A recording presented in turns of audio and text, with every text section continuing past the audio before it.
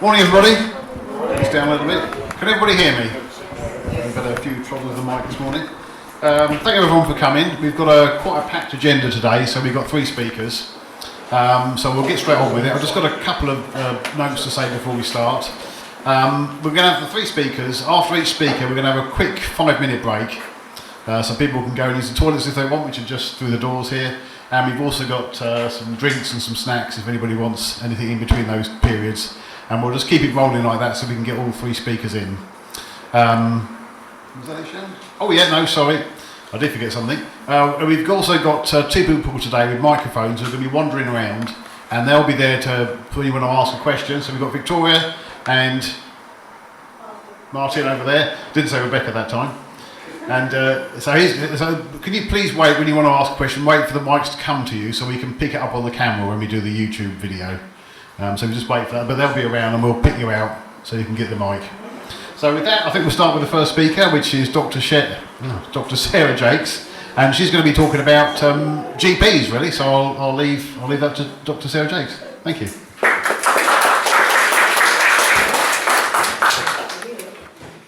Good morning. Thank you for asking me to come along and have a chat with you. I think that might be, yeah. I'm small, even with heels. Small but mighty. Fair enough. There we go. Okay, thanks. All right. Is that better? There we go.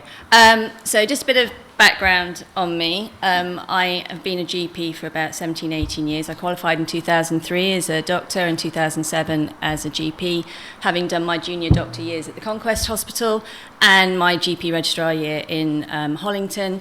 And then I actually got my first partnership here in Bexhill at the Pebsham and Sea Road surgeries, where I was for about 7 years.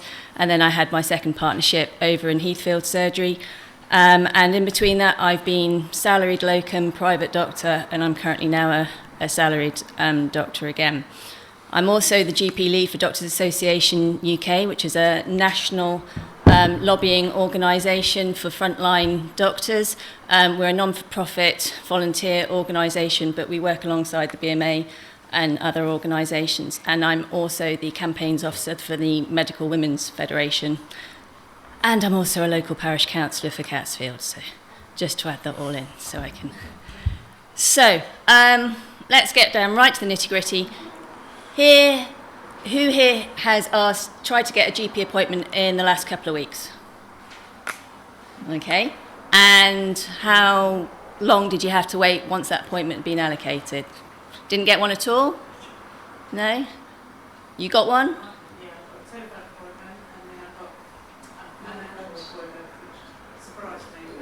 Okay. So why is it so hard? Why are people thinking they're not getting to see their GP? Well, in actual fact, it's completely the contrary.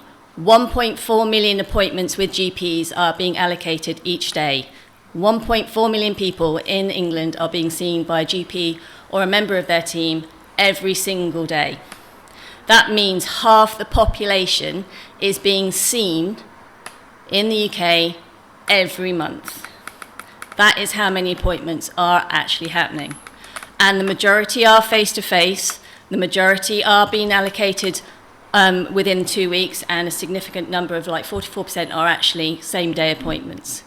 So it feels like you can't get an appointment, but that's because our demand has gone up by 20% since pre-COVID times. Okay? That has gone up 20%, but with a reduction in numbers of GPs available to see you. Since 2015, we've had a reduction of 1,115 GPs since 2015. So the population has gone up, population of GPs has gone down, and the demand has increased. That is a recipe for disaster. Okay, we're in actual fact short by about 6,000 to 7,000 GPs in this country. And we've got a growing population who are getting older and more unwell. And then you've got the fact that the hospitals who's actually, so if I put this correctly, GPs are the only sector of the NHS that has increased their productivity by the 20%. Every single other department of the NHS, its productivity has stayed the same. So even if people think that their times for waiting in A&E have gone up. The numbers going through A&E have not increased. The reason why you're waiting in A&E is not because you can't get a GP appointment. The reason why your waiting lists are long is because there are many things that aren't funding properly and aren't working properly in secondary care, but essentially it is social care that is affecting the productivity, or the lack of social care that is affecting the productivity of the hospitals. It is not because GPs aren't doing their jobs, and it's not because GPs aren't in their rooms seeing people. They have been there all the way through the pandemic. All GPs were in their buildings, seeing patients in the best ways and the safest ways that they could. Our doors were not shut. I can tell you that I was working 20-hour days during the pandemic, and I was in that building, as were most of my colleagues. So, what else is the problem behind all of this? Well, it's GP funding. Does anybody know how much GPs are funded per patient? Do you know how our funding works? No. Okay. So, yes, GPs' partners are independent contractors, working under unlimited liability, I might add, but we have absolutely no sway in our contracts. Our contracts get pretty much dictated to us. We're not working like the other private healthcare providers. We are not private. We are NHS. Up until this contract that's just been released for April 25 to 26, our 4 previous contracts had been imposed by the government. We didn't agree with what was in our contract, but we had no say in it. Our funding has been cut in real terms by 20% since 2016. That's £2 billion. We are funded per patient per year, 1 patient per year. And that funding that is allocated to that patient isn't just about patient care. We have to pay our staff out of that. We have to pay our electricity, our pensions, our national insurance. Absolutely everything that any other business has to pay comes out of that funding. There are no separate pots. Currently, the funding per patient per year, on average, for a GP is £169. What do you spend £169 on? You probably could get 2 hairdresser appointments out of that, probably a pet insurance. That's what we are allocated to look after you for a whole year, and you can come and see us as many times as you need to. That funding pot does not increase. With the new contract, so the funding structure is complicated, and I'll try and keep it as simple as possible, but we have a global sum allocation, which has increased by a whole £14 with the new contract, which meant that we look after a patient. The money is allocated at 30p per day and has gone up to 33 per day per patient.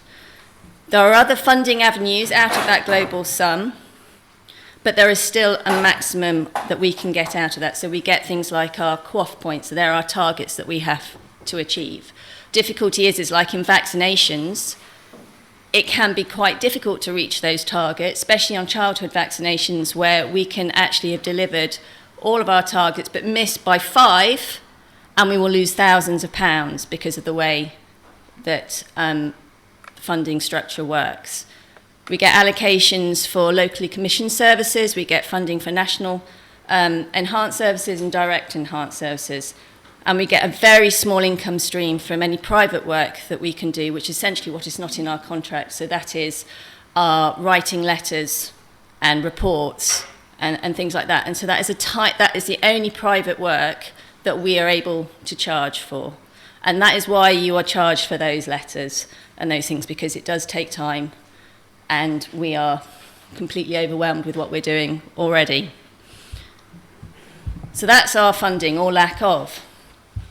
In actual fact, a salaried GP in real terms is earning 32% less than they would have been earning in 2008. GP partners are probably in real terms earning about 50% less. So when we were doing collective action last year, that was us essentially pushing back on all the work that we are being told to do by the hospitals and other departments in primary care that they don't feel that they should be doing, but we are not paid for. And we were pushing back because although we felt, we needed to do this for our patients, we were not being funded for that. And that accounted for about £200 million worth of work that we calculated that we were being forced to do unpaid. So the collective action was basically, it just wasn't in our contract. So it wasn't strike action. We weren't striking. We were just saying, we can't keep doing more for less. Okay? Then we've got, I've touched on GP numbers. And everyone's talking about, GPs are only working part-time. They're never there. That's not true. Those GPs that are working part-time are actually within their 2 to 3 days worth of work, are actually doing over 40 hours worth of work in those days. Most of us work 12 to 15 hour days, and we don't stop. Before I broke, I was working 60 hours a week for 15 years, but I only get paid for 37.5 hours of that. So for 15 years, you've had 20 hours a week for free from me, just to make sure that the businesses keep ticking over, that the patients are being seen. And that's pretty much what all GPs are doing. And that's why you're seeing closures. We've lost over 1,000 practices in the last 10 years to closure because they are financially no longer viable, or we do not have the GPs to staff them. We have this bizarre paradox now of the fact that we are not only short, as I said, of 6,000, 7,000 GPs, we actually have about 1,000 GPs unemployed at the moment because we cannot afford to employ them. Why can we not afford to employ them? There is an agenda, if I'm to get a little bit political, of doctors are being replaced by a cheaper workforce, except they're not cheaper. They are not cost effective. They're actually being paid more than some of the salaried doctors, and the appointment levels and the workload down has not gone up. I think we've spent, there was £1.4 billion was taken out of our core contract to fund what is called the Additional Roles Reimbursement Scheme, which was done at PCN level, at primary care network level. And that was to fund 17 different roles, none of which were doctors or nurses. Doctors and nurses were not allowed to be employed by this money. And yet we'd lost money out of our core contract to fund this. These roles included things like useful roles, such as your first contact physio or your community pharmacist.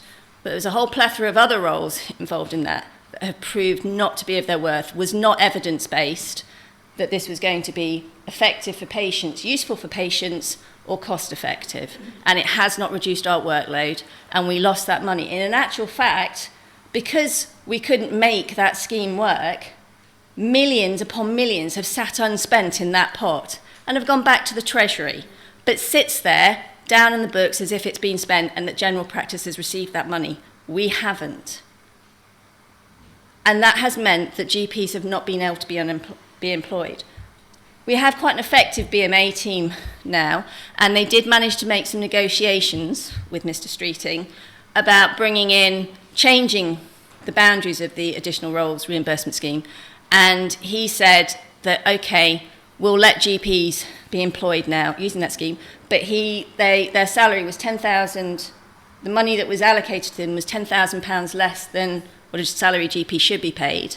And it was only to be for newly qualified GPs for the first 2 years, and they were only able to work at PCN level. So the primary care networks are our collection of surgeries. So in Bexhill, it's all the surgeries within Bexhill are in one primary care network. You're not allocated to one surgery, you're allocated across all of the surgeries. That is not great for a newly qualified GP starting out in their career, dotting around, not getting to know a team, not getting to know the patients, doesn't provide continuity of care for you, and those are also not substantive roles. That is only there for a 2-year contract. They are not guaranteed a job after that 2 years is up. So Wes Streeting has currently announced that he has put in an additional 1,700 GPs into the workforce. That is not true. We've calculated it as about 665 full-time equivalent GPs that are addition compared to last year, but in actual fact, quite a lot of those are the unemployed locums that haven't been able to find work. So the figures haven't really changed, and the appointment numbers have really not gone up, and the extra spending that he is saying he's doing isn't happening. I'm overwhelming you with stats and figures. Are there any questions at the moment? No. Okay. I now want to touch on why are the GP numbers falling. Lots of different reasons. We've got an awful lot of people wanting to retire early. Our pension scheme, although I admit looks quite decent on the face of it, actually is costing a lot of us at the senior GPs to work. I actually, as a GP partner, because I'm self-employed as a GP partner, I have to pay my employee and my employer contributions into my pension, which means effectively we're getting taxed twice. I have to pay 30% into my pension. I don't have a say. It's not 10%, it's 30%. That meant in the year of 2021, 2022, my take home was less than what I got taxed. It is not affordable for us to keep on working in the way, the fact that we're not paid properly. What you see on paper, what you have to see as being published is not what we end up taking home because of the way we're taxed and are pensioned. So we've got retirement. We've also got the fact that morale is so low. I've been in the NHS now for 20 years. Morale is so low. I've never seen it so bad. And for GPs currently have a suicide rate 4 times greater than the national average. Every 3 days, a GP is taking their own life. Wow. Because of the moral injury, the demand, quite frankly, the media bashing, the government bashing.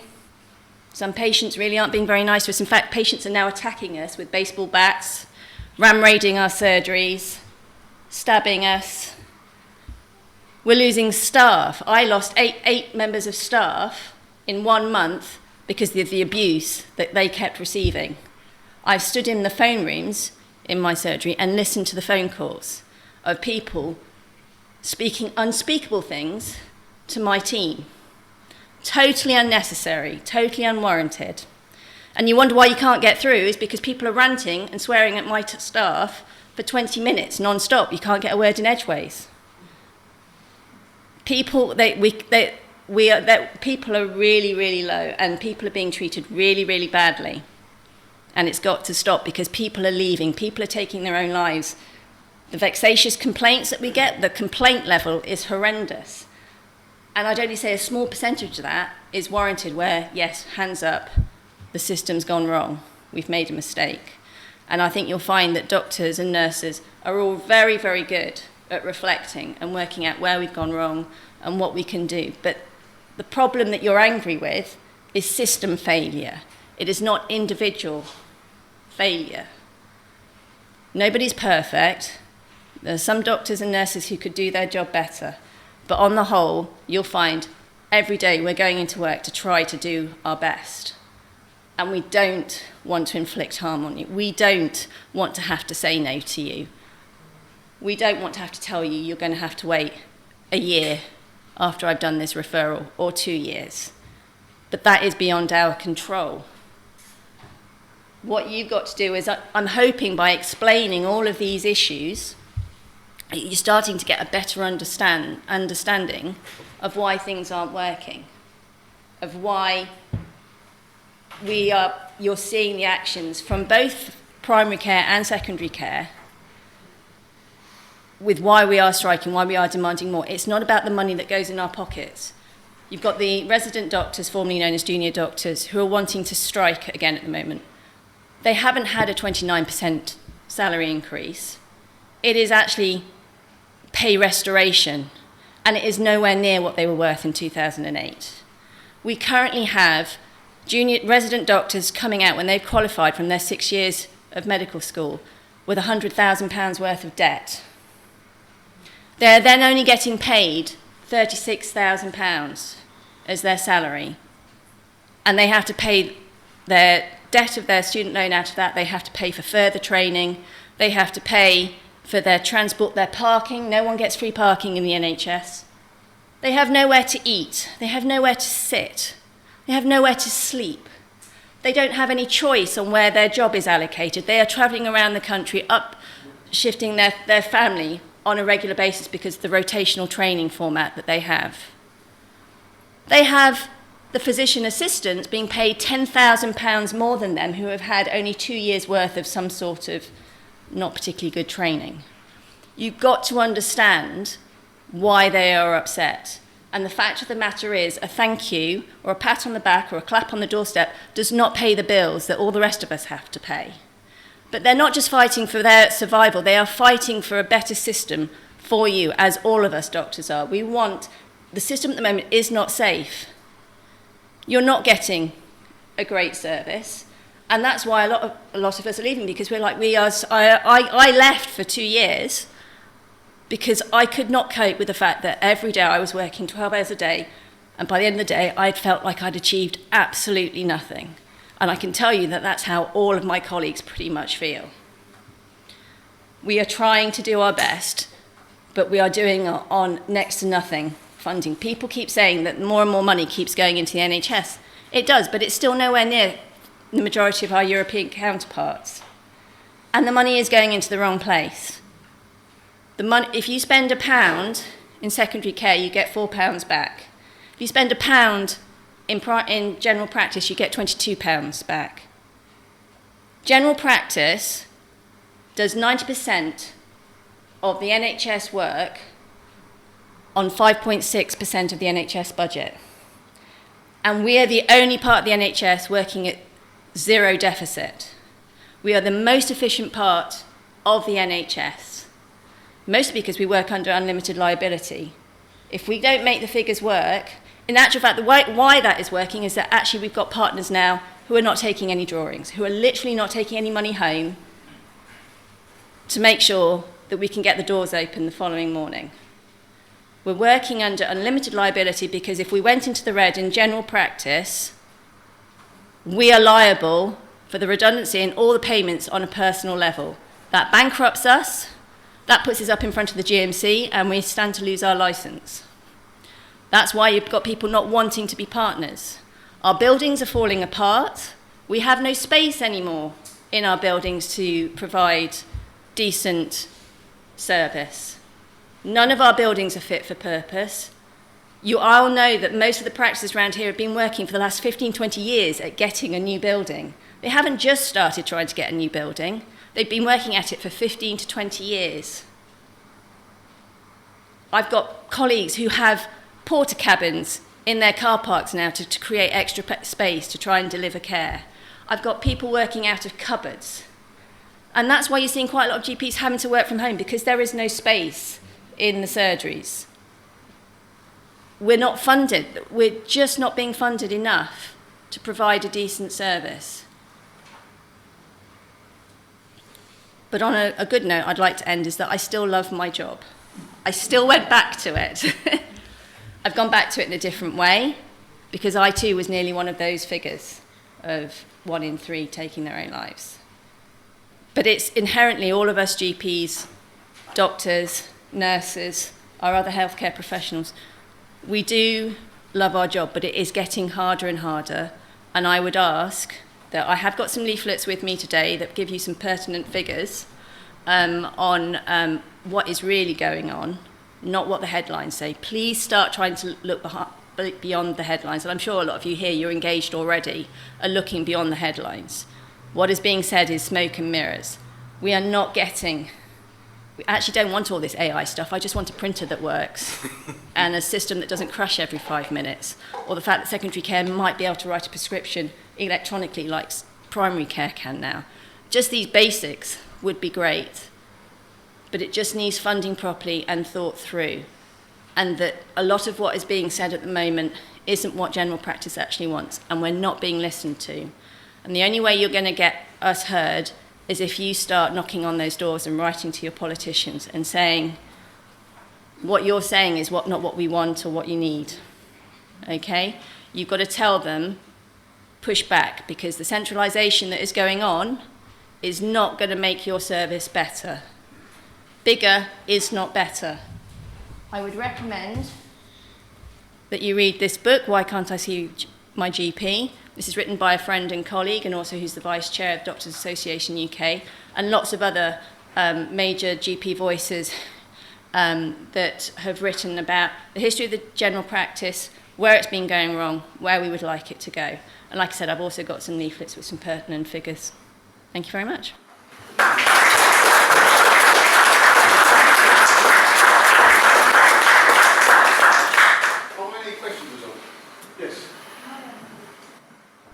Hello? Yes.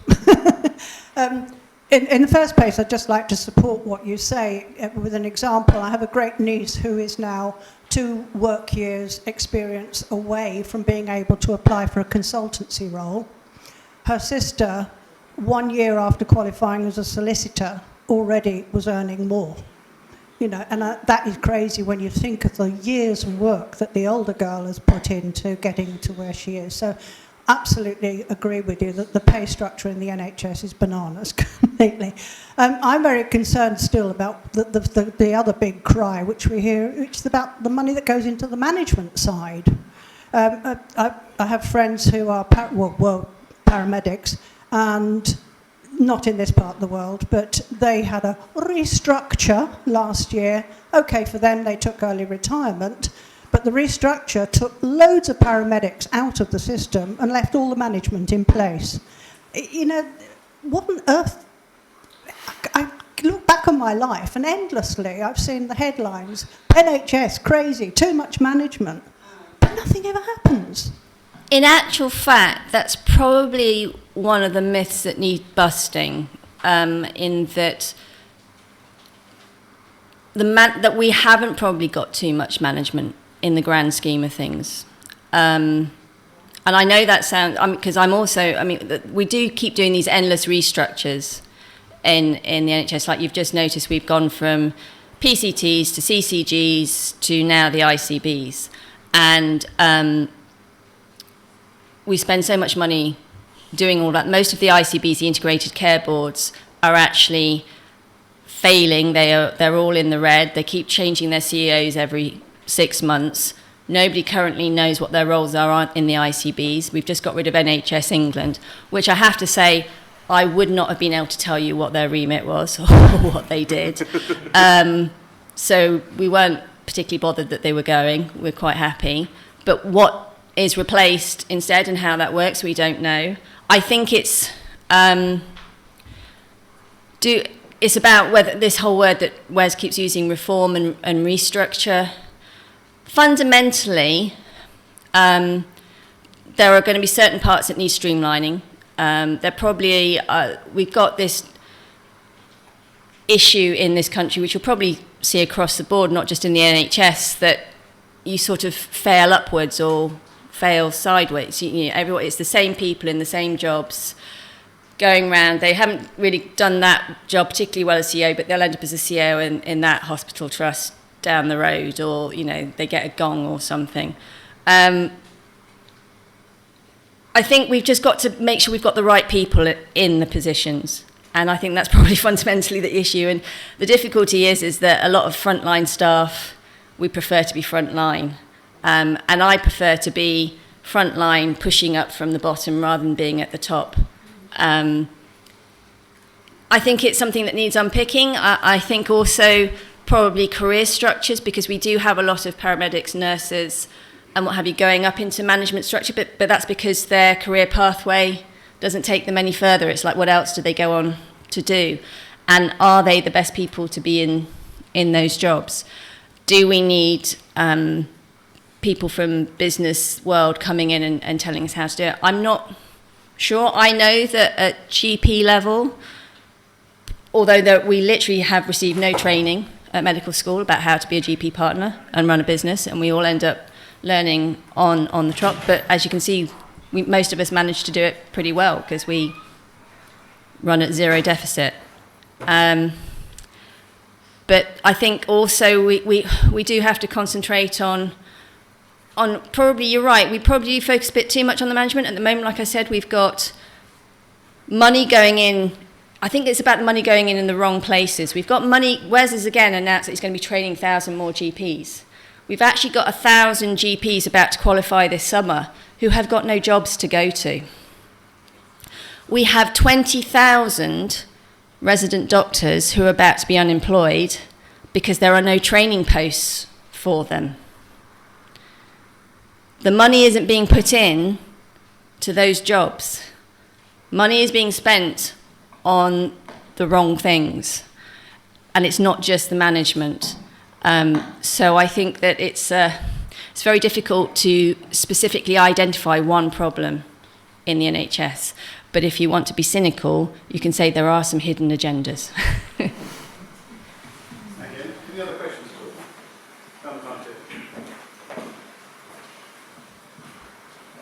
First of all, thank you, Sarah, for attending. It's been quite eye-opening.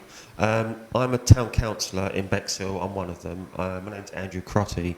I've had a lot of residents come to me because they've now found out that Albert Road surgery is being looked at to be converted to 6 one-bedroom flats. And so a lot of the residents are worried what's going to happen to the surgery because they haven't actually been told that the surgery is going to close. Now, I know you said something about 15, 20 years it's been on the cards, but it's suddenly a lot of residents saying what's happening now. I know that our local MP, the doctor, is going to be looking into this as well, but it's like, when I remember Albert Road surgery because I'm a resident there, a customer, and we used to have over 10 doctors. Now there's only 4. And most of the time you ring up and it's gone past their peak flow, so you can't get any more appointments, or you get to see a nurse if you're lucky. So what a lot of residents are worried now about is that what's going to happen with Albert Road surgery. Okay, I did promise my local colleagues that I would speak on a national level, so I don't know the fully ins and outs of the local politics, but what I will say is that Albert Road surgery is actually the branch surgery of Sidley surgery, and they're currently under temporary management of Vita Healthcare, who are the management team. They're actually just normal NHS GPs who I work for, just to be transparent, as salary GP, but over in Seaford surgery. But they have been helping out all the failing surgeries that are going under. So they also manage Pebsham and Sea Road surgery, and then Infield and Collington surgeries, as well as Eastbourne, Grove Road, Alfriston and Seaford. Sidley has been struggling for many years, and I believe CQC results have been poor, and again, it's basically a victim of the system. What you've got to understand is that despite the South East and people's idea of the South East being particularly affluent and a lovely place to be, attracting doctors down to this area to come and take up jobs is particularly difficult. And as we know, Sidley and parts of Bexhill fall into some of the most deprived boroughs in the country. In the way that the formula is worked out into the allocation of money per patient per head, as I've said, is actually weighted. So I've given you average figures, but actually, because there's this formula called the Cahill formula, which actually, again, is what we're very much arguing to be updated because it is not working. It means that the areas where we have the most deprived areas where surgeries are working in are actually getting less money. And so it's getting harder for them to provide the services. And because obviously in the deprived areas there is going to be a higher demand because of the nature of where we are, but we cannot attract people to come and work in these surgeries. So again, I think don't make assumptions on what's going on. Don't get too angry. Just realise that this is a perfect example of a system that isn't working for any of us. And I think there are things going on behind the scenes to work it, but I don't know any more than that.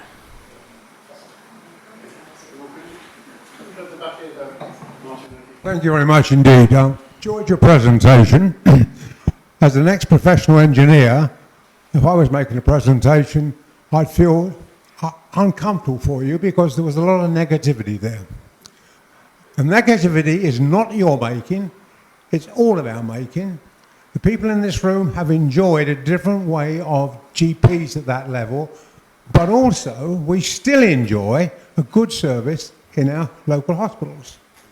What I'd like to run past you is that it's too late for us here But my brother in Southern Ireland has private medication. I don't need to go any further. You know what I'm about to say. Why don't you and your organisation lobby government to get young people to start taking out private medication cover so that there is a stronger lobby to represent you so you can do your job in a more fulfilled manner without getting involved with politics, finances. And you said you still enjoy your job, and I guess you still enjoy the medical side of it. So you're asking me to advocate for private healthcare? Basically, yes. No, is the answer. Well, The I'm reason afraid why- you'll see it will be coming. No, Because it's no. collapsing. Be careful what you wish for. So I think if we look at, there's been lots of studies done into this as to the funding of healthcare systems across the world. And fundamentally, I think you can look at the Nuffield Trust have done studies, King's Foundation have done studies. It's very much shown, proven, that there is not one superior healthcare system, and that the ones that are really working well are the ones that are funded properly. If you look at the American healthcare system, which is all privately funded, if you look at the number of people that go bankrupt from their private healthcare bills, it's phenomenal. I mean, we're talking millions of people go bankrupt each year in America because they cannot afford their private healthcare bills and the way the system works. That is not what we want. What we probably need to do in the NHS, I think free at the point of access should still remain, but we probably need to think about that we can't do everything for everyone, and there will be some things that we need to say. This doesn't need. I mean, we've been doing it a bit already, you know, in the way we do minor surgery and the aesthetics and little things. You'll be seeing little things that are getting dropped where we just go, we're trying to, you know, look at the bigger picture. The funding, private healthcare, it doesn't fundamentally work. I think if there are different ways of, you know, we look at France, Germany, they all have little pay-in pots, but it's still fundamentally supported by the state. And, I mean, in actual fact, France, the way that works, they don't even really have a primary care system. They're just almost GPs, I feel sorry for them, they're like glorified secretaries. But I think that we just need to look at, the funding needs to go into, actually I was having a conversation with someone from public health only yesterday. We need money going to public health, we need money going to social health care, we need money going into our primary care services and looking at prevention rather than fixing. I think that ultimately what we could all do as a community is think about, I know looking at my demographic here, I would be wanting to reach out more to my younger people and saying, let's look at prevention. Let's look at not waiting till something is broken and trying to fix it. It costs far more to try and fix it once it's broken than it does than if we're trying to pick up it at the early stages. If we are better educating ourselves on how to look after ourselves, taking some responsibility, and fundamentally finding ways of more cohesion in our communities. There are lots of different ways that we could be supporting each other and looking at life differently rather than relying on the NHS to pick up the pieces. The NHS still should be there for us when we need it, but I think we all need to start looking at how we use it, because it has become, I have to say that the percentage of patients that I see turn up in the requests and the expectations that they have are completely unrealistic. And it means that, and somehow they're always the people that manage to get the appointments rather than people that I know that are really sitting at home sick and haven't picked up the phone to try and speak to us because they're believing the rhetoric that they won't get seen by us or they can't get an appointment. So, no, I'm afraid it's not as if I've not thought about the whole private healthcare. Do we start needing to pay for GP appointments? In actual fact, if we started charging for GP appointments, it probably costs more to actually put a system in to start finding a way of collecting those payments. So I think that careful what you wish for is all I can say. Thank you very much. I think we're going to need to draw it up as a close. We've got two more speakers still to come, so thank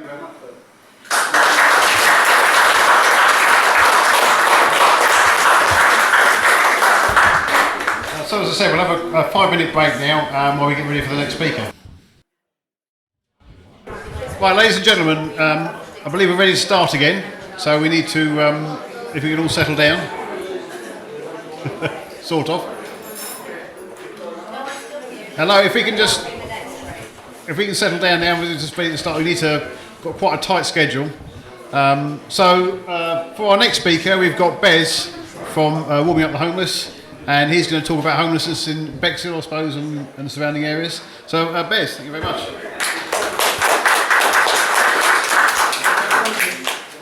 Hello everyone. I'll be talking about the Warming Up the Homeless. I don't know if any one of you have heard about it or not. I will let you know. So we are a charity. We've been running for 8 years. So we cover all the southeast. So we have a day centre in Hastings. Anyone heard about it? We serve breakfast, lunch and dinners. The day centre is near the train station, almost opposite Domino's in Hastings, where the Ring Road, just in case anyone wants to know it, and just in case anyone want to volunteer up there. And then we have a distribution centre is in Bexhill, Wickham Avenue. So everything normally, food, clothing, any donation normally comes in Wickham Avenue, and then we distribute it anywhere we need it under charity. We also have 3 shops. We have a community shops in Wickham Avenue when everything is £1 or under. And then we have one shop in Battle, and we have one shop in Devonshire Road. And we also serve food from the van for people who live, homeless people who are in Eastbourne. So every night the van gets packed with women's clothing, man, tents, sleeping bags, dog food. We also have, every day we have like three ladies, a group of 3s, comes every day. We do fresh sandwiches every day at distribution centre in Bexhill. So in the van will be fresh food, hot food, fresh sandwiches. It will be a crate full of fruit, a crate full of bread roll, just in case. I cooked a sausage casserole, for example, more dipping for them on their food. And they'll have a crate full of water, and they'll have a crate full of crisps and breakfast bars. And then we'll have a toiletry, a crate full of toiletry, especially this time of the year, a lot of sun creams, which we're very short at the moment. So that's that part we feed, but basically the homeless people. We also have a lot of people who cooks from home, a lot of volunteers who cooks from home. Any one of you want to cook from home, help us, So you get like 2 big polystyrene boxes, cooler boxes, basically all the ingredients, kind of ready to cook, So I'll give you all the ingredients. The drivers in the morning will deliver to your door, and I'll tell you by 5 o'clock the food need to be ready. So you've got the option even deliver it yourself to the outreach in Eastbourne, or the driver come and pick it up from your house again. So if any one of you want to be a volunteer to cook, let me know. We give you a lot of training as well, So let's talk about the homeless. The homeless ones, anyone could be homeless. Anyone could be. We're only 1 check away being homeless, so they say, The homeless people, the homeless community, they were not born homeless, They were like people who used to work once upon a time, They used to have a family, or they still have a family, or some of them been to prisons, and the family just wash their hands with them, They don't care. So we give a lot of support, we do a lot of talks, a lot of we have mental health nurses come and helps, and we have again I forgot what they called, a lady who doesn't feed, a lady, that's the one. She comes once a month in our Hastings Centre, do their feed for them, We have barbers who come and do their hairs, And the Hastings Centre, people there, we have a courtyard garden. When the homeless people, busy during the day, they grow their own fruit and vegetables there. And then also we have a massive laundry room. We've got 2 washing machines, 2 dryers, 2 shower rooms, and they get washed, get fed. There's activities during the day there. We're also teaching them how to use the computers. A lot of them cannot use the computer, A lot of them cannot read and write, unfortunately. So we teach them as well, how to, But there's a few of them there, like very, very talented people. They can draw you like exactly how you are. It's amazing how talented some people are.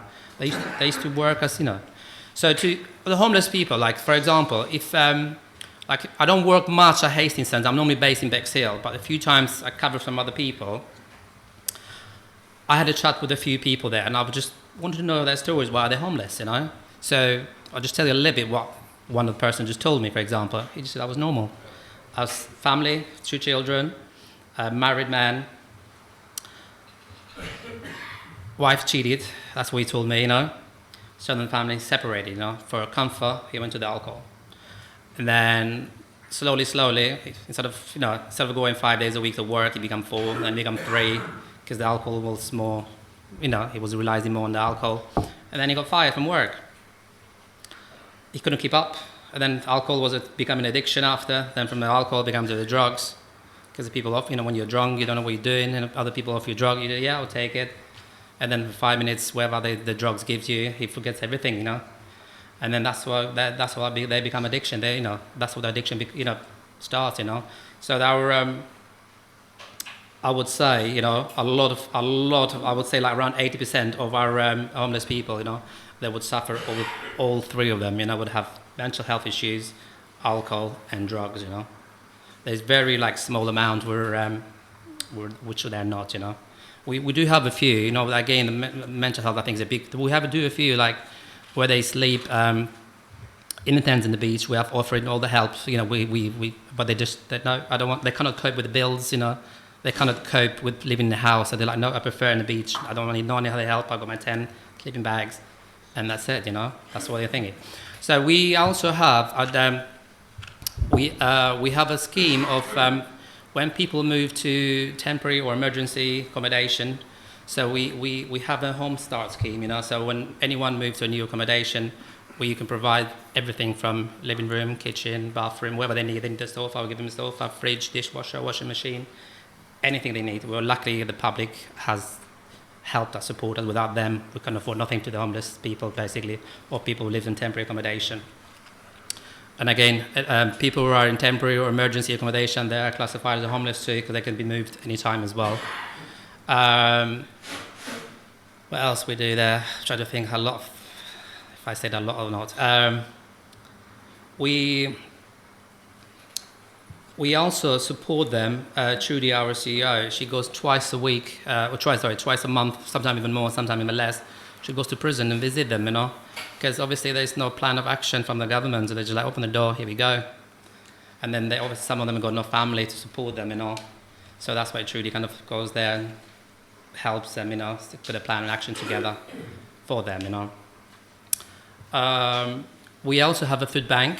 We're nothing to do with food banks, our food banks come through referrals, the doctor, social services, police officer, care worker, you name it, Anyone can refer them to us, and then our food banks, we deliver our food banks every day. So every day people live in temporary accommodation or emergency accommodation, and we deliver the food parcel to their door. On those food parcels, on the whole charity, I know you guys might think it's a ridiculous amount of number. So we cook around 2,200 meals a week. So I would do around 30 food parcels a day. Every day is different. Sometimes it's less, sometimes it's more. So on those food parcels, I tend to do a lot of homemade soup, stews. We were lucky the supermarkets give a lot of fruit and veg. So all of them, I just turn them to nice soup, stews, tomato sauces. I cook all from fresh. Everything's from fresh. So we buy these polystyrene containers, all the recycled ones, So I cook around 250 normally during the day at the DC centre, and I literally freeze them with a label on, all allergies, what is in it. And we put in a freezer. I got 8 freezers and massive, big freezers, proper, industrial freezers with meals on it. So every food parcel, I tend to put around 9 or 10 of those meals I made, So all they have to do is just put in the microwave for 9 minutes from frozen and job done, They can eat it there. So if I'm making 35 or 30 food parcels, time almost 10 of that's 300 gone in one day. And then we have Hastings Centre, who does breakfast at 50, lunch 50, minimum, And then dinner again, that's 150. And then we got Eastbourne around 50, 60, which they go even more, the high number. That's 200 there. Plus I use 300 or 200, depends. Every day is different, you know. I just went like roughly, you know. That's why the 2,200 meals goes, or more, 2,200 plus, I would say, you know. So that's that. What else? I was trying to cover something else. I forgot it now. There's a lot going on. My mind, because I'm the only manager now at DC at the moment, you know, today. It's a lot of people's sickness as well. And then I'm trying to, my mind is still there. I left them running here for a little bit. What else is going to cover? I also got some leaflets with me today. I left them that table up there, guys, and everything stays there as well. Wherever we do, everything is in these leaflets as well, you know. On the food banks, you know, we are very short normally of food banks. Any one of you guys, you think like, oh, you've got a tin somewhere at home, or dry pasta, and you think like, oh, you're not going to use it, you know. It'll be very useful to somebody else, you know, a family who's struggling for food, basically, you know, like, feel free to drop it at this, or if you have it at home, you can call us, we'll come and pick it for you, you know. A bag, if you've got a bag of food, the cupboard, somewhere dry food, you know, will be very useful to a family somewhere, you know, for children, you know. We also have a food bank, a baby bank, you know. We have like, in our distribution center, we have like a section with, a massive section already with nappies, baby wipes, you know, clothing for little babies, and so we have, obviously we have a lot, you know, there's a lot of women's run from violence, or men's as well, you know, they leave everything behind, and they have nothing but their babies, you know. So that's where we come, you know, like we can give everything, anything people want, we actually, provided, you know. I don't know. I think I've pretty much covered everything. But anyone got any questions? Yeah. Anybody got any questions? Yeah.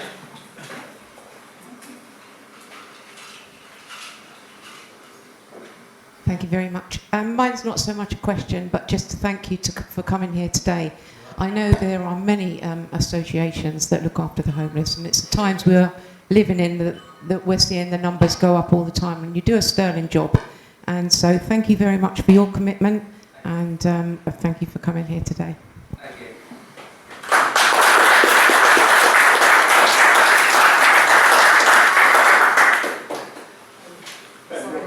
Yeah. A lady will Oh, go on. I just wanted to ask whether these homeless people are willing to start any jobs, or whether you're helping them on that journey, or in case I've missed that, maybe I've overheard.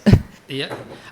Yes, I actually did not mention something else as well, actually. We also have, on the charities, we have a scheme, you know, like where we basically, put it in a short way to put it, we have around 35 IVPs in our whole charity, you know, people with special needs, basically, you know.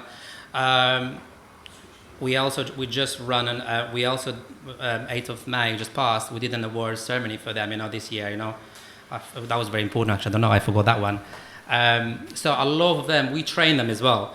A lot of people come and volunteer for us. You know, a lot of them, we train them in the kitchen, on the shops, and then they get a job, then they get, you know, moved on. A lot of them, actually, we do train them. Thank you. Is that right? And also, sorry, you mentioned you've got a bank with bedding or something. Do you accept donations of that, or any other sort of home appliances that are working? Because you said you're helping them set up their own. Yeah, anything places. you have at home, and I got some leaflets there. You know, get a number from there, and then we'll come and pick it up from you. Okay, thank you. And one last thing, you just mentioned you've got this bank full of nappies and baby wipes. Does that mean that there are homeless people who got actually babies? Or? No, I didn't say the homeless one. I said people who live in temporary accommodation, emergency accommodation. There's families who break up every day. You know, they leave everything behind, and then obviously the council have to, you know, remove them from the conflict at home. You know. Sure. Yeah. So Thank you. that's them. Oh yeah. Thank you for coming in. I just wondered whether you find this a source of frustration, because I personally do, but then I'm just responding to what I've you know, seeing here on the media. You know, we have an immigration problem with people coming over, and they get stuff provided for them, kind of the stuff that you're trying to provide for people who are already here.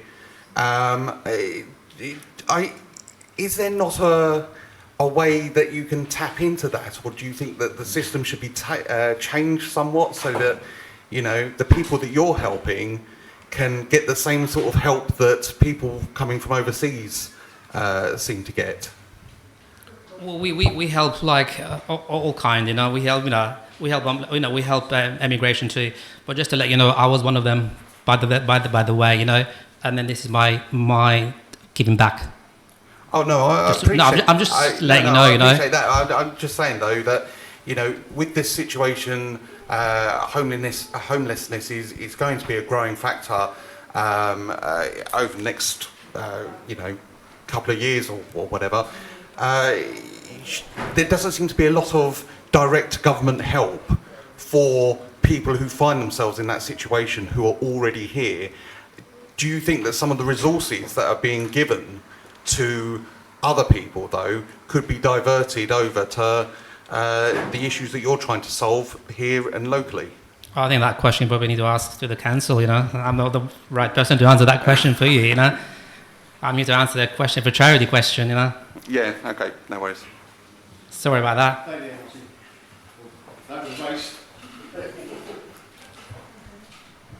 Could you tell me, do you receive government funding?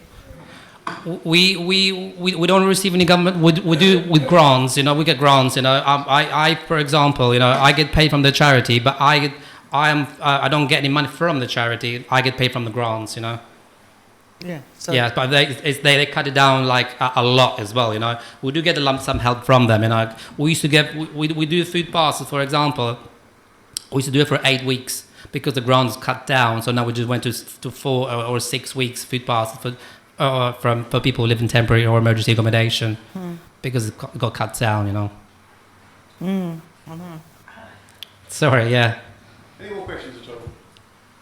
I know Bez has got a rush on. Yeah, I am, yeah. Stuff, so I am, yeah. Thank you very much for that. Really. Thank you guys. Thank you. We'll leave the leaflets down the back there. When people leave, they can grab it. Thank you. And we'll have another quick 5-minute break, and then we'll get on with the last speakers. Okay, everybody. I think we're ready for start again. So our last subject today. Kicking the microphone. Sorry. Our last subject today is local and neighbourhood plans, and we've got Councillor Brian Drayson who's going to go first, and then Councillor Jimmy Stanger is going to come up after that as well, and they're just talking about the combined plans on both councils. Brian. Thank you. I'm going to start with actually destroying the first bit you said, Simon.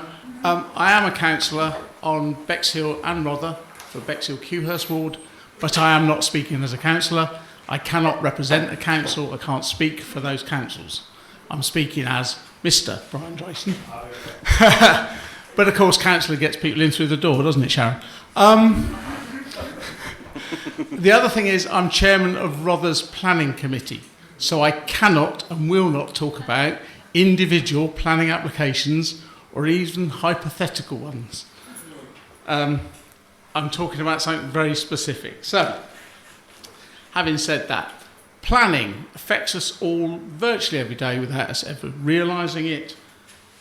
Why do some houses get built, others don't? Why do some towns grow, some just stay still? And the answer is basically planning. And when I say planning, I'm talking about how where we live develops, where we build new schools, new houses, new roads, new factories, what shops open, and just importantly, where we don't want them built, and we should be saying we don't want things built there. Despite what some of you may think, planning decisions are not made on a whim. They have to follow rules. And there's 2 main sets and a third one. The first one is a government-led guidebook, as it were, the National Planning Policy Framework, NPPF. That applies to all local planning authorities across the country and sets out a few rules there. Then locally, councils like Rother have a local plan which sets out what we want to do, and every authority has one of those. It sets out what we want to protect, where we in Rother want to grow, and where we can make our communities grow strong and successful. And when I say we, I don't mean the council, I mean you and I, because we live here. I chose Bexhill as my final resting place 7 years ago, so I have no intention of going anywhere else. So this is my home, and I want the best for Bexhill. The third policy, which Jimmy will talk about, is neighbourhood plans, which some places have, which put a third level into the planning policy decisions. But the local plan at the moment is the main tool that Rother has for deciding yes or no to planning applications. If the local plan is out of date, Rother risks losing control over what happens in Rother, and developers can try and push things through that we don't want, and in places where we didn't want development. Rother's current local plan is over 10 years old. A lot's changed since it was first written. Housing shortages, housing affordability, the need for better transport, and of course, attack climate change. So the current new plan that's in presentation is looking towards 2040. It actually started supposedly last year, but that's how long these things take to develop. So the front page says 2024 to 2040. It's not even written yet. Well, I'll come to that in a minute. I want to talk about the constraints that we have and where Rother is at the moment. So, when the new government came in last July, they increased Rother's housing target to 932 new houses per year. Last year across Rother, we built 168, bit short. On average, since 2011, we've built 215 a year, when we should have actually by now built 1,500, thousands more. Some 83% of Rother area is made up of what is now the High Weald National Landscape, but you may know it better as the Area of National Outstanding Beauty, AONB, Area of Outstanding Natural Beauty. 83%. Now, new building there isn't impossible, but it's not actually encouraged, and the national planning framework resists any major development in national landscapes. So there could be significant pressure on the remaining bit of Rother to take the 932, bulk of the 932 houses. Another 7% of Rother fits into another protected landscape, which is called Areas of Special Scientific Interest. I've missed an S there. And Ramsar sites. So that, yeah, there is a handout. So that's 90% of the ground that we cannot build on. And actually, none of Rother is officially classified as green belt, so we don't have any green belt. Everything in the local plan has to be evidenced in detail and subject to government review, and they can send it back. In fact, South Tyneside's plan is 17 years old. In March, when the councillors couldn't agree to a draft plan, the government stepped in and said, tough, that's the plan you're submitting for us to review. There is a condition on councils to cooperate with their neighbours. Horsham's plan was rejected this year because they hadn't done enough work with their adjoining councils. Was that Horsham? Yeah, that was the Horsham. And Wealden has been rejected because it was too much NIMBYism in it. So Wealden's plan has also been bounced. Where are we? Well, last year, from April to July, Rother embarked on a formal consultation on its draft plan. There were over 3,500 responses, so it won't surprise you that they've only just come to the end of collating and noting all those responses. They did have an impossible deadline, but again, the new government has now made it the end of 2026. So in early 2026, there'll be more detailed proposals shared with the public, and these will include locations for development. And these are obviously the ones that create most public interest. Look at it, look at the plans, look at what is proposed to build near you, wherever you are, and make comments on it. I'll come back to the comments in a minute. By summer 2026, there'll be a final version, again open for public comment. And by the end of 2026, it will be at the government. And hopefully, if they accept it, 2027, it will become a tool that the planning committee uses, or the planning system uses to guide its decisions. There are two, for example, key elements running through it: green to the core, trying to address the climate change and nature, and also living well locally, which if you live in central Bexhill, you can walk to most things. If you live in the middle of Robertsbridge or some of the sticks out there in the rural areas, you're not going to get everything on your doorstep. Now, I know consultation documents can be somewhat daunting and technical, and many of you might think that comments made on consultations are ignored. They're not. You may be a lone voice, in which case your one perhaps not make it anywhere, but yours will get listened to and spoken about, because the councillors and the officers don't know everything. You know the areas that you live better than they do, and so your thoughts are important. Consultation on local plan is basically what we want this to look at in 10 or 15 years' time. Guess what? Rother won't be here in 10 or 15 years' time. Rother won't be here, well, who knows? But the plan will be. Whatever replaces Rother unitary authorities, they all have local plans where local people try and say, this is what we want, this is what we don't want. And I know occasionally now we make decisions, we think, this is madness, but it was in the plan because it was put in there 11 years ago. So it is important what goes in there. So we're deciding where will our children, and looking at this room and me as well, where will our grandchildren live? Where will they work? How will they get there? All those decisions are things we need to do. How we protect our town and the area and keep it special, because it is special. Well, I think it is. I chose to live here. So we can't simply let Rother do it for us. It is our town. It is my home, your home. We have to have a say in it. So please, when Rother asks for your views, take part, share your thoughts, ask questions, ask your councillors questions. It's a community conversation, and your voice matters as much as anyone else's. I'm going to shut up now. I'll let Jimmy carry on with the next bit, and then we'll come back for questions. Can you reach it down there, can we? There we are. Can you hear me all right, yeah? Is that too close, yeah?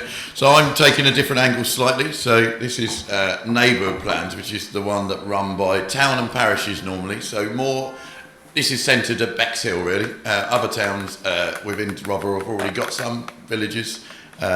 So hi everyone, thanks for coming along today. My name is Councillor Jimmy Stanger. I'm Vice Chair of Planning for Rother District Council. Today I am here as an individual, and I do not represent any council, nor will I speak or answer any questions about any individual planning applications. I have gained much experience since becoming part of the Planning Committee. A lot of planning training, a residential training course at Warwick University on the new MPPF, all the acronyms. I have got a handout afterwards for a bit more detail on data and acronyms because it's full of them.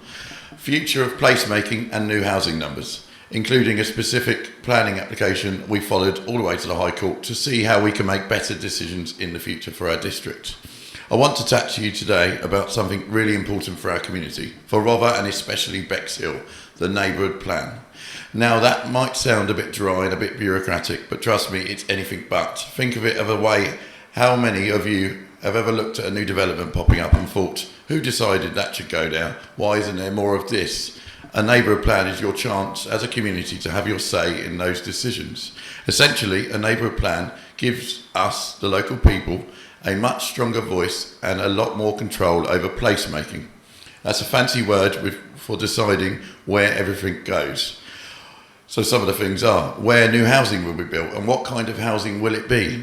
Where industry might develop, commercial zones, where those vital services we all rely on, like shops, community centres, healthcare, will be located, how we support our tourism sector, and also critical infrastructure, roads, green spaces, etc., etc. This isn't about stopping development altogether. It's about making sure development happens in the right places, in the right way, for the benefit of our community.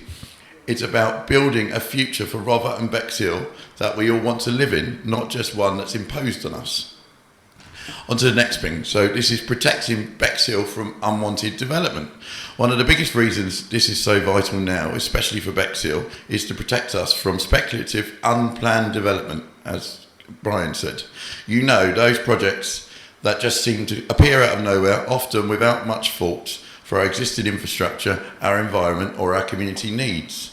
Here's the hard truth. Rother, including Bexhill, does not have a 5-year housing supply. We are only about, estimate, 2.5 at the moment of the 5 housing land identified, what does that mean in practical terms? It means we have very little control and Rother District Council has limited ability to refuse most planning applications, even if they are not in the best interest of our area, because the government dictates that if you don't have enough housing land, you have to say yes more often. A robust neighbourhood plan can change that. It gives us framework, a clear vision, and that strengthens our hand against inappropriate development. Yes, it's a big job, but it will be worth it. Now, I know some of you might be thinking, and you may have looked at the previous local neighbourhood plans recently. There's been one in Cllrs and Peacemarsh. They've taken a lot of time, and they're much smaller areas. It's took ages to get their plans adopted. Bexhill is a much, much bigger task. And you're absolutely right, it's a huge undertaking, especially for a town the size of Bexhill. And we're not in the AONB, High Weald National Landscape, which often has stricter planning controls and protects areas from unplanned development. Yes, it will take time. Yes, it will take a lot of effort from the town council, dedicated volunteers, local groups, wider community. But that's precisely why we need to start this conversation and get people on board now. The longer we wait, the more opportunities we will miss to shape our own future. This isn't just about planning, it's about empowering ourselves as residents to have a direct impact on the place we call home. It's about preserving the character of Bexhill, enhancing its strengths, and ensuring its growth is sustainable and beneficial for all of us. So let's get involved, let's learn more, let's discuss what we want in our neighbourhoods. Let's get, especially for Bexhill, let's get the future and the housing we need. That's it really. But and I've also got just a few handouts.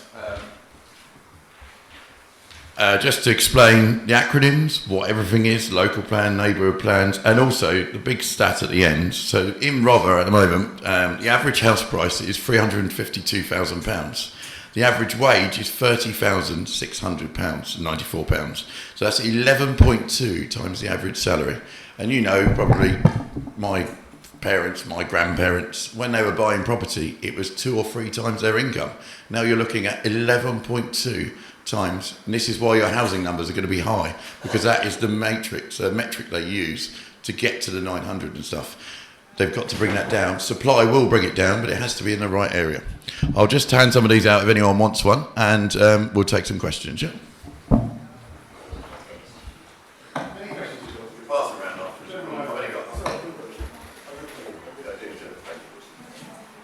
Hi, I'm not sure if it's Brian or Jimmy. What happens if we develop a neighbourhood plan which is in conflict with the Rother local plan? Basically, we don't agree with what they say and we don't want houses in wherever. Bluntly, you can't. It is a compromise, it's part of it, but the local plan has to fit in with the government's national plan, and the neighbourhood plan has to fit in with the local plan. Obviously, there are areas where you can do your own thing, and once it's adopted, Rother would follow that. But you can't declare UDI and go and do totally your own thing in a neighbourhood plan. It has to be part of that chain.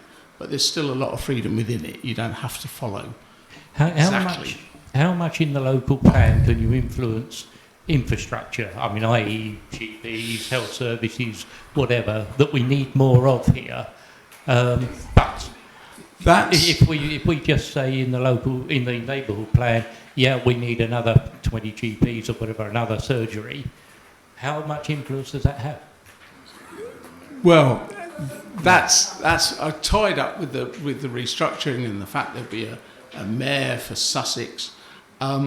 So the local plan, even the neighbourhood plan, could say this would be a great place for a surgery, for a doctor, but we can't get the doctors to go there because there's a shortage of doctors. And we might build the building, but that doesn't mean to say that doctors will appear and fill it. So there's those bits. And of course, the government, was it 2 weeks ago, they issued 3 working papers in a week about planning committees and planning. They sort of have focused on planning because they want 1.5 million homes built in their period. So it's getting harder to perhaps resist unless you've got a good, strong local thing. But I mean, as far as I recall... But my thing about the neighbourhood plan and the local plan is you've got, and the government's made it very clear that that has to include whoever it is. If it's Bexhill, you're not going to have the 900 because that's the whole of Rother, but whatever your target is for Bexhill, you must include that in there. And that must be robustly deliverable. So it's not just worth putting the field in there, oh, well, we've covered it and we just ticked it off. They'll chuck it back at you and it'll cost you another, how much it costs you to put it together. So it's about it's about bringing people with you and if they've got landowners to come in that conversation. Because when will the sites allocation come out? That'll be next year. Early next year, sites allocation. That's what they've identified and that's where they'll potentially build. If I remember correctly, from the last time there was a discussion on local plan, I think the guy from Rother was saying that Bexhill was supposed to take 700 or something houses, which I think they put 300 and something in the local plan because they said there just isn't space. Now it's maybe going to go up. I mean, there seemed to be a lot more allocated to Bexhill than there is to the other areas of Rother, which at the time seemed unfair. I mean, there was a consultation about a year ago on the Rother one. That was the first version of the local plan. Yeah, I don't know what's happened since then. I haven't seen anything much. Well, the MP, the government changed its plans in November, but December. But those sites were such that now the government's changed and have said you've now got 932. They've had to go back and re-examine all of them. So come in and put out an applicant to landowners, please, if you've got land that's suitable. And I think there are landowners who have come forward who don't want to sell for mega millions to a developer that might never get built, but are more likely to offer their land via systems to Rother and to get the houses built. But all those sites, and even sites that were previously rejected, have to be looked at again because the government wants us to build 930 houses. We can, and we have previously said, hang on a minute, like I said before, you're giving us a figure for 100% of our district, but we can only effectively build on 10% of it, so you should be reducing that figure. We have successfully argued that before, and I'm sure Rother will be arguing it again, but the government want their 1.5 million homes built. Anybody else got questions on?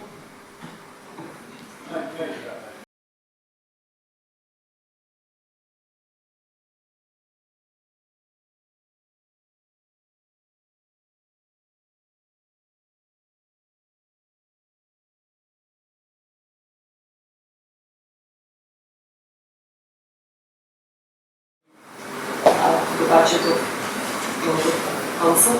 And just wanted to ask whether there is any transparency over that, if that can be viewed anywhere on the website, maybe like where this money is being spent, where? It should be via the Rother website. They've set up in the last, I think it's in the last year, they've set up, Rother has, it's members and senior officers, it's called this Community Infrastructure Panel. So when it comes to, at the moment, a developer, for instance, North East Bexhill, I'm not mentioning developer specifically, but they will put such amount of money into a pot. That money will never be able to build anything. A school, 4 million to build a school, it'll be hundreds of thousands, not that. And so it's all right putting it into the pot, but you can only then, if Robertsbridge needs a new doctor's surgery, that's going to take £1 million, and that's coming out of Bexhill's pot, everyone's pot. So, but now we've got a panel that decides this on a case-by-case basis, but definitely it'll be available, transparent, but I will find out for you. And also, at the moment, although we haven't, because Bexhill hasn't got a neighbourhood plan, 15% of the SIL money for houses built in Bexhill go to the town council. If we had a neighbourhood plan, that would be 25%. But the 15%, again, that's discussed regularly at meetings. I'm trying to think where we are at the moment. But that again, is on the Bexhill Town Council website. But some of that pressure, because we haven't necessarily had things to spend it on, we're also getting told, you haven't spent it, hurry up and spend it. So there's rules behind the scenes that are forcing us to do things. But you should be able to get it on both the Rother and the Bexhill Town. If not, contact me, Brian Drayson, Councillor Rother, and I'll try and find out for you. Okay, thank you.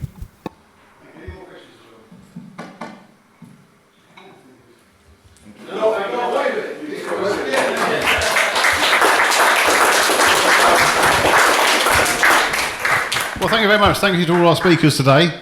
Thank everybody for coming. As you leave, there's we put all the pamphlets at the back. We've got the leaflets there from just the speech we just heard. We've got stuff from working with the homeless. And thank you very much. I know that Shaq's just telling me rolls. As you leave, we've got a few rolls left. So if anybody wants a roll, they're now 50p. Straight in there. Brian's in there. Thank you very much.